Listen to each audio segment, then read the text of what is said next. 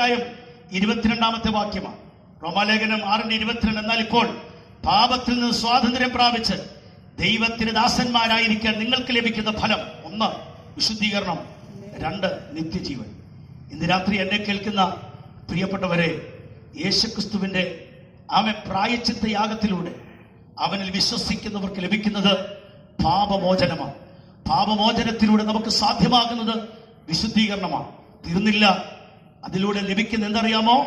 നിത്യജീവനാണ്. തന്റെ ഏകജാതനായ പുത്രനിൽ വിശ്വസിക്കുന്ന ഏവനും നശിച്ചു പോകാതെ നിത്യജീവൻ പ്രാപിക്കേണ്ടതിന് അവനെ നൽകുവാൻ തക്കവണ്ണം ദൈവം ലോകത്തെ സ്നേഹിച്ചു. ഇന്ന് രാത്രി എന്നെ കേൾക്കുന്ന പ്രിയപ്പെട്ടവരെ, നമുക്കൊരു നിമിഷം കണ്ണുകളടച്ച് ദൈവത്തോട് പ്രാർത്ഥിക്കാം.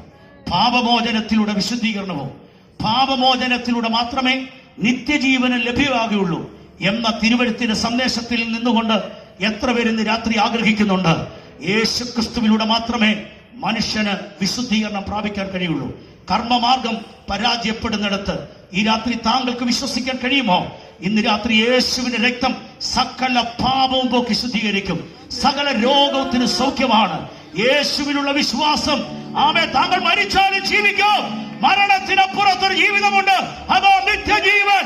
അത് യേശുക്രിസ്തുവിലൂടെ മാത്രമേ ലഭ്യമാകുകയുള്ളൂ. എത്ര പേര് രാത്രി അത് ആഗ്രഹിക്കുന്നുണ്ട്? ഒരു നിമിഷം എല്ലാ കണ്ണുകളും അടച്ച്